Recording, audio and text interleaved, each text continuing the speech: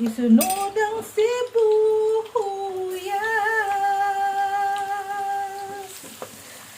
Tayo ay magluto ng pinakbet. Ang sahog ay lempo na naprito. Igisa na ang bawang. Isunod ang sibuyas. Good morning, mga mare. Tayo ay luluto ng pinakbet. Ang sahog ay kalahating kilo ng liempo. Igisa ang bawang, hintayin mag-brown. Ayan. Pumuputok-putok na. Ayoko, Diyos ko. Nadala na ako sa ganyan. So, ang ulam natin for today, mga mare, is pinakbet. So, isunod na natin ang ating sibuyas. Maulan-ulan ngayon. Ayun. Napunta din. So, hintayin natin Hindi ko na inalis yung mamoy dito dahil dagdag hugasin pa. Ayan, pumuputok-putok. Yan, pinakaprito ko po pinakuluan ko muna yung ating mamoy.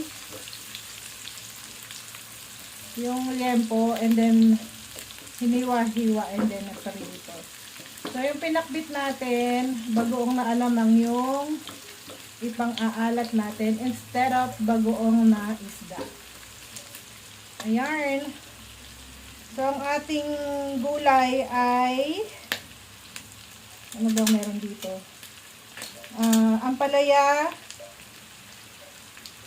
squash ba yun? Squash, yung orange, yun, kalabasa, at sitaw, and then meron sigarilyas, talong, at okray.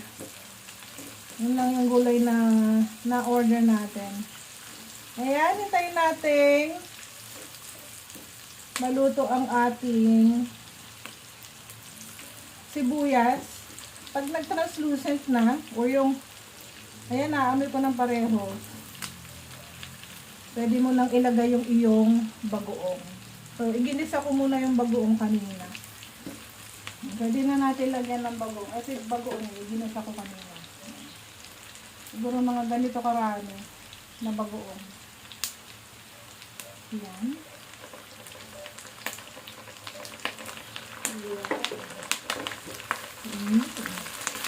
Tapos, lagay natin yung kamatis.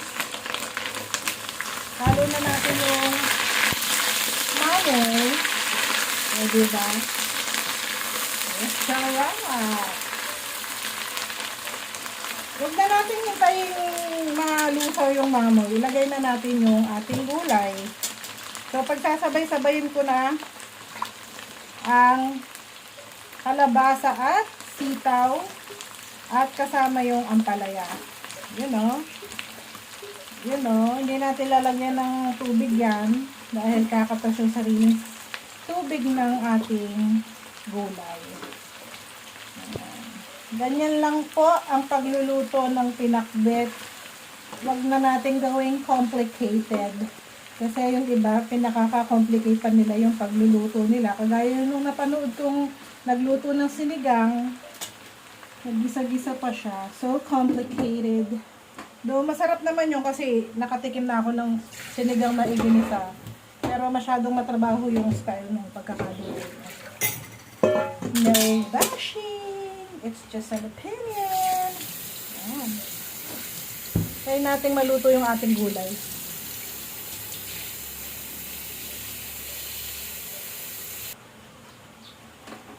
Natin yung ating gulay. Yan. Sa ilalim. Sarap po. Ganda ng color niya. Beautiful color of the wind. Siyempre, tikman natin. Let us taste the fruit of our labor.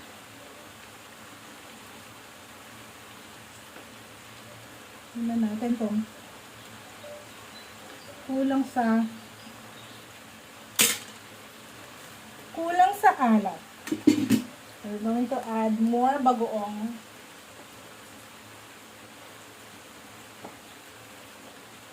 And don't worry po, yung ating bagoong is gisado na po yan.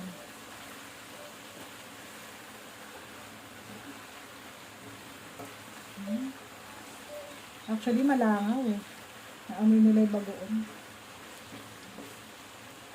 Ang paluto na naman. Ayan o, nagkasabaw na siya o, diba? Lalagyan natin ng pinagpakuluan ng baboy. Konti lang. Sabi ko, di lalagyan ng tubig yun. Pero yung pinagpakuluan ng baboy sa akin, lasa din to. Ayan.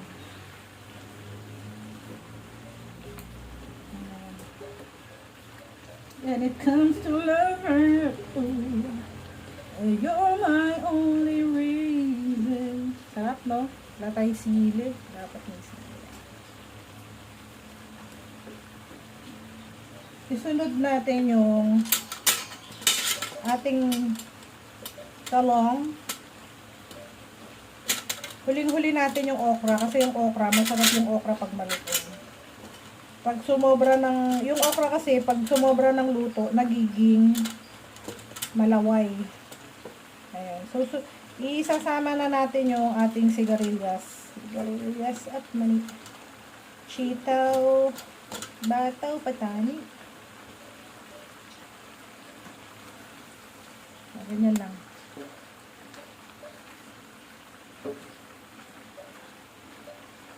Takpan. Hulog. Takpan. At lagay na natin ng aking okray.